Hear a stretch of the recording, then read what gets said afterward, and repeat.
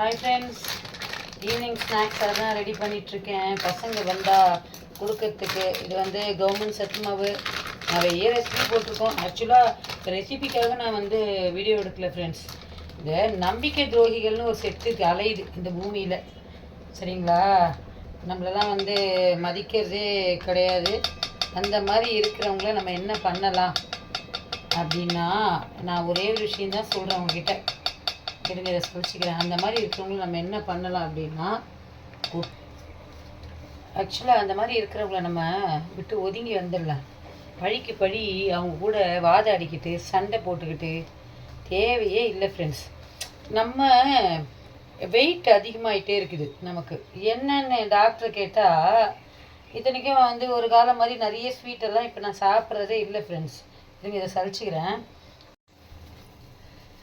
முன்ன மாதிரிலாம் ஸ்வீட் நிறைய சாப்பிட்றது, கூல்ட்ரிங்க்ஸ் நிறைய சாப்பிட்றதுலாம் இல்லை ஃப்ரெண்ட்ஸ். இப்போலாம் கொஞ்சமாக மத்தியானத்தில் லஞ்சு, காலையில் இருக்கிற கொஞ்சம் டிஃபனாக வெறும் வயிற்றில் போகக்கூடாதுன்னு சொல்லிட்டு நான் இப்போலாம் நிறைய ஃப்ரூட்ஸ் எல்லாம் கூட எடுத்துக்க ஆரம்பிச்சிட்டேன். ஆனாலும் வெயிட் குறையல. போய் டாக்டர் கேட்டால் ஒரே விஷயம் சொல்கிறாங்க, ஸ்ட்ரெஸ்ஸுன்றாங்க. எங்கள் வெயிட்டுக்கும் ஸ்ட்ரெஸ்ஸுக்கும் என்ன சம்மந்தம் டாக்டர் அப்படின்னா, ஸ்ட்ரெஸ்னால தான் நமக்கு வெயிட் அதிகமாகுது, ஸ்ட்ரெஸ் வச்சுக்காதீங்க அப்படிங்கிறாங்க. எங்கேருந்து ஸ்ட்ரெஸ்ஸு வருதுன்னா, தூரேந்து வேற ஆள்லேருந்து, ஆப்போசிட் பர்சன், இல்லை நமக்கு தெரியாதவங்ககிட்ட இருந்துலாம் வரல. நமக்கு தெரிஞ்சவங்க நம்ம கூடயே இருக்காங்க பாருங்கள், அவங்க தான் நம்மளுடைய ஒட்டுமொத்த ஸ்ட்ரெஸ்ஸுக்கும் காரணம் ஃப்ரெண்ட்ஸ். அக்செப்ட் பண்ணிக்கிறீங்கல்ல? இல்லைன்னு மட்டும் சொல்லாதீங்க. உங்களுக்கும் அதே தான். யாரோலாம் நமக்கு ப்ரெஷரையோ ஸ்ட்ரெஸ்ஸையோ பிரச்சனைகளோ உண்டு பண்ண போகிறதில்ல, நம்ம கூடயே இருக்காங்க தெரியுமா, அவங்க தான். அதுவும் யார் நம்ம புரிஞ்சுக்கிட்டோம், யார் நம்மளை அக்செப்ட் பண்ணிக்கிறாங்க அப்படின்னு நினைக்கிறோமோ அவங்கக்கிட்டேருந்து தான் நமக்கு ஸ்ட்ரெஸ்ஸு. இருங்க, இதில் என்னென்ன போடணுமோ அதெல்லாம் போட்டுறேன். அப்படியே இருக்கட்டும். பேசிகிட்டே இருந்தேன், இதை விட்டுட்டேன். வெள்ளை தண்ணி கொதிக்க விட்டு வச்சுருக்கேன், அது கொஞ்சம் ஆறட்டும். இது கூட என்ன போடலாம் அப்படின்னு பார்த்தீங்கன்னா, கொஞ்சம் தேங்காய் துருள் போட்டுக்கிறேன். பசங்க கேட்கும் நைட்டுக்கு சாப்பிட என்ன இருக்குன்னு. அதுங்களுக்கு டிஃபன் தாண்டி இந்த மாதிரி ஸ்நாக்ஸ் ஐட்டம் ஏதாவது கொடுக்கணும். இல்லைன்னா அதுங்களுக்கு நைட்டு தூக்கம் நிம்மதியாக வராது. கொஞ்சம் வேர்க்கடலை போட்டுக்கிறேன், வறுத்த வேர்க்கடலை. வறுத்த வேர்க்கடலை கொஞ்சம் தோலியாக இருக்குது, தோலெல்லாம் எடுத்துடுறேன். இன்னைக்கு கூட நாங்கள் அதான் பேசிட்டு இருந்தோம். என்னென்னா, பிரச்சனை பண்ணாமல் நிம்மதியாக பிரச்சனையை பண்ணிட்டு போய் உட்காந்துட்ருக்கான். நம்ம பிரச்சனையே பண்ணாமல் அவங்க கூட இருந்துட்டு கடைசியில் நமக்கு தான் எல்லாமே சேருது. நம்மளை தான் குற்றவாளி ஆக்கிடுறாங்க. அவங்களாம் நம்ம நியாயத்தின் மறுபிறப்பாகவும் நம்ம தான் சுத்தம் பண்ணவங்களாம் சொல்கிறாங்க. நான் இந்த மாதிரிலாம் பேசுகிறவங்களே கிடையாது. எனக்கு என்ன சொல்கிறது, நமக்கு யாராவது கெடுதல் பண்ணால் கூட விட்டு கிடச்சிட்டு போயிடுவேன். இவங்க அவங்க அவ்வளோதான், அவங்கள பற்றி நம்ம எதுக்கு, அவங்ககிட்ட நம்ம பேச்சு வச்சுக்க வேணாம், நம்ம உண்டு நம்ம வேலை உண்டு. பாருங்க, திறக்கவே முடியல. அதான் சொல்கிறேனே, இதான் ஸ்ட்ரெஸ்ஸுன்றது. நமக்கு சாதாரணமாக நடக்கிற விஷயம் கூட நம்ம ஸ்ட்ரெஸ்ஸாக இருக்கும்போது கஷ்டமாக தெரியும். இது பாருங்கள், வழக்கமாக திறக்கிறது தான். இன்றைக்கி எனக்கு மைண்ட் ரிலாக்ஸ்டாக இல்லாதனால திறக்கவே முடியலையா. உடனே நான் என்ன நினச்சிக்கிட்டேன், என்னடா இது கூட நம்மளை படுத்துதுன்னு நம்ம சொல்கிறோம் இல்லையா? இப்படி தான் ஃப்ரெண்ட்ஸ், வாழ்க்கையில் நம்ம எல்லாத்தையும் நம்ம சந்தோஷத்தை நம்ம இழக்கிறோம். யார் யாரோ என்னென்னமோ பண்ணிட்டு போகிறாங்க. இது என்னது இது, கொஞ்சம் காஞ்ச திராட்சை, வேர்க்கடலை, தேங்காய் கொஞ்சம் போட்டேன். இந்த பருப்பு நட்ஸ் எல்லாம் கொஞ்சம் போட்டேன். பசங்க விரும்பி சாப்பிடும், அதனால் இந்த பாருங்கள், இதுவும் கொஞ்சம் இந்த நட்ஸ் எல்லாம் போடும்போது அது ஆல்ரெடி இந்த சத்து மாவில் நிறைய இருக்குது. இதாண்டி இதெல்லாம் போட்டோன்னு வச்சுக்கோங்களேன், இந்த குட்டி சாப்பிடும்போது கஞ்சியாக. இப்படி தான் நான் எல்லாத்தையும் தூரம் போட்டுட்டு ரிலாக்ஸ்டாக வீட்டுக்கு வந்துட்டேன்னா, வீட்டில் இருக்கிறது அந்த பசங்களுக்கு இதையே பார்க்கறதுக்கே எனக்கு நேரம் சரியாக இருக்கும். அப்படிப்பட்ட நான் ஒரு சில விஷயங்கள்னால வெறுத்து போயிட்டேன் ஃப்ரெண்ட்ஸ். என்னடா இது, நம்ம என்னதான் பார்த்து பார்த்து செஞ்சால் கூட கடைசியில் இப்படி நமக்கு ஆகுதேன்னு. அதனால் உங்களுக்கும் சொல்கிறேன், வெயிட் லாஸ் ஆகணுன்னா ஸ்ட்ரெஸ் இல்லாமல் இருங்க. ஸ்ட்ரெஸ் தான் மேஜர் ரீசனாக எனக்கு சொன்னாங்க டாக்டர். இந்த மாதிரி ஹெல்தி ஃபுட்டு சாப்பிடுங்க, சாப்பாடெல்லாம் அவாய்ட் பண்ணிவிடுங்க. நான் கூட நைட்டுக்கு இதே உருண்டை பிடிக்க போகிறேன். இதை தாண்டி என்ன பண்ணலாம் அப்படின்னா, கரைச்சி தோசையை விடலாம் ஃப்ரெண்ட்ஸ், சூப்பராக இருக்கும். இல்லைன்னா இப்படியே கொஞ்சம் பிசைஞ்சு எடுத்து அடை தட்டிக்கலாம், அது இன்னும் டேஸ்ட்டாக இருக்கும். அடை தட்டும்போது ரொம்ப நல்லாயிருக்கும். நான் இப்போ மொத்தமாக உருண்டை தான் பிடிக்க போகிறேன். உருண்டை பிடிச்சிட்டு சாப்பிட்டுடலாம் அப்படின்னு சொல்லிட்டு கொஞ்சம் மாவு வேணால் எடுத்து வச்சுட்டு அடை இல்லை பசங்க கேட்டதுன்னா தோசை அந்த மாதிரி செஞ்சு கொடுத்துக்கலாமான்னு பார்க்குறேன். ஐடியா சொல்லுங்கள். இருங்க, இதை இந்த வெல்லம் கரைசல் வச்சுருக்கேன் இல்லைங்களா, இதை ஊற்றிட்டு ரொம்ப சுடுது, ரொம்ப சுடுது. அது ஆறினவுடனே நான் உங்களுக்கு உருண்டை பிடிச்சி கொடுக்குறேன். ஃப்ரெண்ட்ஸ், இதை நான் கலந்துக்கிறேன். இதெல்லாம் சரியாக இருக்கும் தான் நினைக்கிறேன். ஆறிடுச்சு. ஆக்சுவலாக அதுக்கு வெல்லமே தேவையில்லை. ஏன் அப்படின்னா இதில் இனிப்பு இருக்கு, இருந்தாலும் அந்த இனிப்பு காணாது. அதனால் சுடுது ஃப்ரெண்ட்ஸ் லைட்டாக. ஸோ இவங்க எப்படி சொல்கிறாங்க, அவங்க அப்படி சொல்கிறாங்க, இவங்க என்ன அவங்க என்ன அப்படின்னு நம்ம இருக்கிறத விட நம்மளாக இருந்துட்டு போவோமே.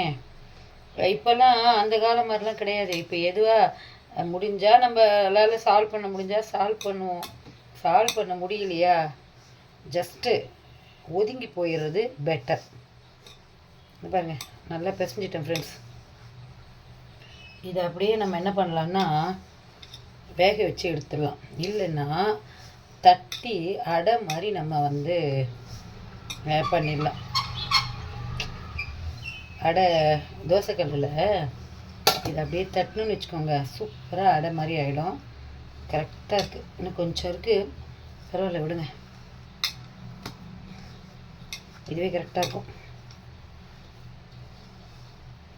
சூப்பராக இருக்கும், நல்ல ஸ்மெல்லு. இதெல்லாம் எங்கே இந்த பசங்களுக்கு பிடிக்குது, இந்த காலத்து பசங்களுக்கு. நான் என்ன சொல்ல வரேன்னா, இன்னைக்கு அவ்வளோ ஒரு கோவம். ஆனால் அந்த கோவத்தை யாருமே காமிக்க முடியல ஃப்ரெண்ட்ஸ். இப்போல்லாம் அக்செப்டிங் மைண்டே யாருக்குமே இல்லை. யாராவது ஏதாவது சொன்னால் அப்போஸ் தான் பண்ணுறாங்க, நெகட்டிவாக தான் பேசுகிறாங்க, பாசிட்டிவிட்டியே யோசிக்க மாட்டேங்கிறாங்க. ஒருத்தர் சொல்கிறாங்கன்னா அது என்ன ஏதுன்னு காது கொடுத்து கேட்க மாட்டேங்கிறாங்க. அது கொஞ்சம் ரொம்ப கஷ்டமாக இருக்குது. கொஞ்சம் நெய் விட்டுக்கிறேன் ஃப்ரெண்ட்ஸ். அது ஏன் இப்படி இருக்கிறாங்க, ஏன் புரிதலே இல்லையா? இப்போ அப்படி தான் நான் தர்க்கம் பண்ணுறது, அதாவது ஆர்கியூ பண்ணுறது வந்து இப்போல்லாம் ரொம்ப இதுவாக போச்சு. முன்னெல்லாம் பட்டிமண்டபம்னு சொல்லுவாங்க, ஆர்கியூமெண்ட் இருக்கும். அது வந்து எப்படின்னா ஹெல்த்தியாக இருக்கும், நல்ல கருத்துக்களுக்கு பேசிக்கிறது பட்டிமண்டபம். ஆனால் இப்போ பார்த்தீங்கன்னா அப்படி இல்லை. இருங்க டேஸ்ட் பண்ணி பார்க்குறேன். Super fun. இதோடய நான் உருண்டை பிடிச்சிக்கிறேன்.